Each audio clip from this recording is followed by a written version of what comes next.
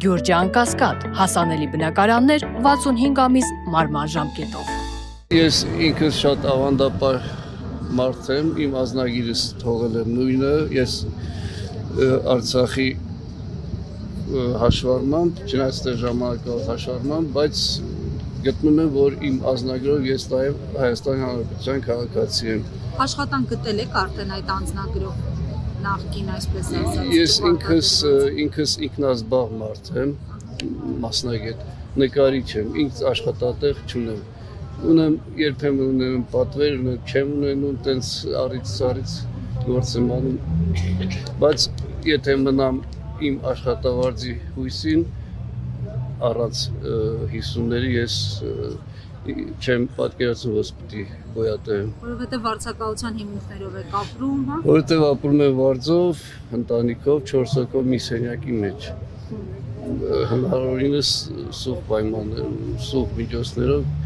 նվազ պայմաններով։ Երևանում եք վարձակալում։ Վարձակալում ենք Երևանում, ապրում ենք Երևան Կոմիտաս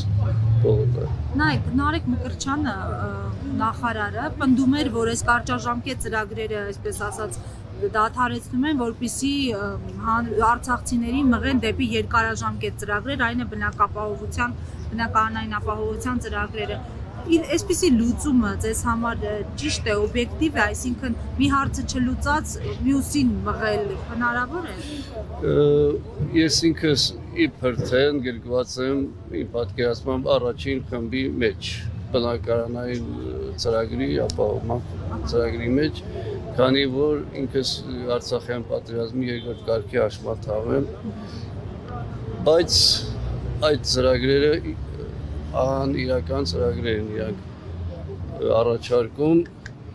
ինչ առումով մոտենում են բանկին, բանկը ասում է մենք տեղյակ չենք, այդ ծրագիրը մեզ չի վերաբերվում, մենք այդ դրանով չենք զբաղվում, ազնագիր փոխել են տալիս, այդ ազնագիր փոխել տևում է մի կես տարի,